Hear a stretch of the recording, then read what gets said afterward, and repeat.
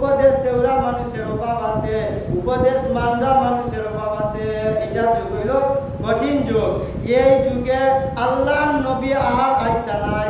এই যুগ আমরা এমন একটা যুগের মধ্যে আইলাম, আল্লাহর প্রতিনিধি হিসাবে আল্লাহর কোনো পয়গাম্বর আর দুনিয়ার জমিন আইতা নাই। অর্থাৎ নবুয়ত লইয়া আর কোনো নবী আইতা নাই। খাতামুন নবিয়্যিন, রহমাতুল লিল আলামিন, আল্লাহর নবীরে দু জাহানের রহমত হিসাবে আল্লাহ বানাইছেন। সুবহানাল্লাহ। এই যুগ সেই যুগ, যত যুগ আসবে প্রত্যেকটা যুগের লাগি রহমত হিসাবে আল্লাহর নবী, আখিরি নবী, দু জাহানের বাদশা নবীকে পাঠাইছেন। আল্লাহর নবী যে সময় জাহিলিয়াতের যুগের মধ্যে আইলা, আবার বাদের সময় নবুয়তি প্রকাশ হইল। আল্লাহর নবী মানুষকে দিনের দাওয়াত দেওয়া আরম্ভ করলা। নবুয়ত প্রাপ্ত হইয়া নবুয়ত যে সময় প্রকাশ হইল, আল্লাহর নবী ওই সময় মানুষকে দিনের দাওয়াত দেওয়া আরম্ভ করলা।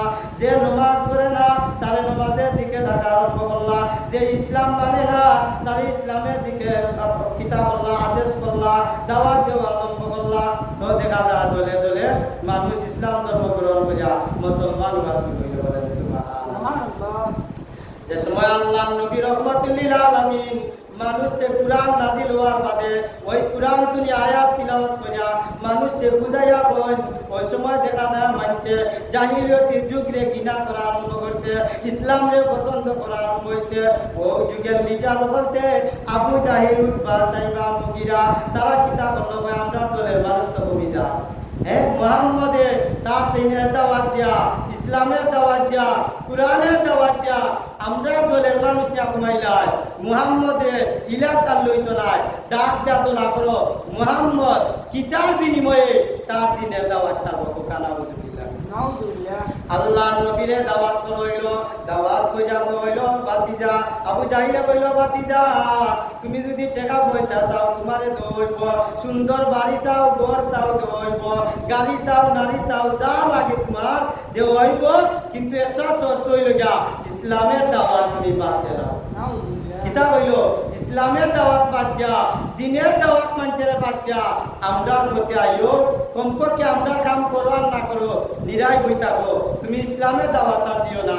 মানুষকে অন্ধকার পথনি আর আরব পথে নিও না, মানুষকে দিনের পথে নেওয়ার দরকার নাই।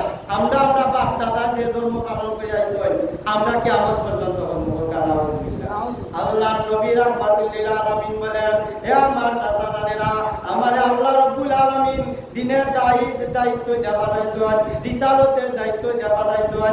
আমি আমার আল্লাহর নবী রাহমাতুল লিল আলামিন বানাই আল্লাহ পাঠাইছেন। সুবহানাল্লাহ। ইদিন কিতাব আল্লাহ তাআলা প্রস্তাবে আল্লাহর নবী রাজি হইছেন না। যদি রাজি দিতা কি তৈল নে ইসলাম থাকলো না।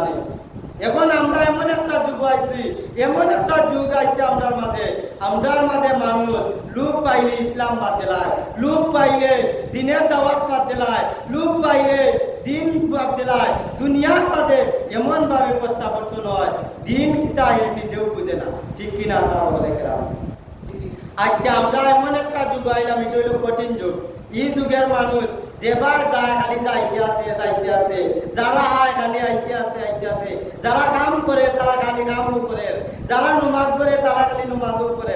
আসেনি না? নাই আছে। এখন আমরা এমন এক কঠিন যুগের মাঝে আইলাম, এই যুগের মানছে বলে কিতা করে বলে তারা একবার চিন্তা করে না যে এই দুনিয়া ছাড়িয়া তোমরা যাওয়ার লাগবে। আর আমরা এই দুনিয়ার মাঝে কেনে আইলাম, এই চিন্তাটা তার মাঝে নাই। যদি থাকতো এই দুনিয়ার মানছে ফেরেশানি করলো না নে, এই দুনিয়ার মানছে কষ্ট করলো না নে, যদি এই দুনিয়ার মানছে চিন্তা ভাবনা কইরা কাজ করতো, কাজের মধ্যে হয়ে বরকত হইল না। ঠিক কিনা? আমরা এমন একটা যুগের মধ্যে আইলাম, আল্লাহ রাব্বুল আলামিন বলেন, হে দুনিয়ার মানুষ, আমি আল্লাহ তোমরা এই দুনিয়ার মাঝে তোমরা ইচ্ছা কইরা গেছো না, তোমরা কোনো একলা যাইতা পারতাই নাই, তোমরা হইতা পারতাই নাই যদি আমি আল্লাহ না বানাই। আল্লাহ কইন তোমরা ইচ্ছা কইরা চেষ্টা কইরা যাইতা পারতাই না যদি আমি আল্লাহ না দিতাম। বলে আল্লাহ রাব্বুল আলামিন কোন কইছেন সব কিছু হয়ে গেছে, অর্থাৎ আল্লাহ কোন কইছেন দুনিয়া হয়ে গেছে, কোন কইছেন আসমান হইছে, জমিন হইছে, অর্থাৎ ছায়া কোন হয়ে গেছে। আল্লাহ খালি ওয়াটার করেন আর হয়ে যায়। আল্লাহ রাব্বুল আলামিন বলেন, দেওয়া দুনিয়ার মানুষ, আমি আল্লাহ তোমার একটা নাফাক পানির মাধ্যমে তৈরি করলাম, এমন একটা পানি যে পানির নামটা মুখে উচ্চারণ করা বিশ্রী লাগে, এমন একটা পানি দা তুমি মানুষকে সুন্দর কইরা ওই পানির উসিলা আমি আল্লাহ তোমারে তৈয়ার করলাম। ও আমার বান্দা বান্দিরা, আমি আল্লাহ তোমার এত সুন্দর বডি দেয়া ফেরেশতাদের মাধ্যমে মার গর্ভের মধ্যে 10 দিন 10 মাস 10 দিন আমি মায়ের গর্ভে রাখলাম। আমি আল্লাহ রাব্বুল আলামিন ফেরেশতারে ওয়াটা করলাম, তোমার হাত বানাইলা, পাও বানাইলা, সারা শরীর বানাইলা। আমি ফেরেশতাদের বললাম যে আমার ফেরেশতারা আমার বান্দার মুখ মুবারক, আমি বান্দার মুখটা আমি আমার নিজের হাতে তৈয়ার করতাম। বলেন সুবহানাল্লাহ।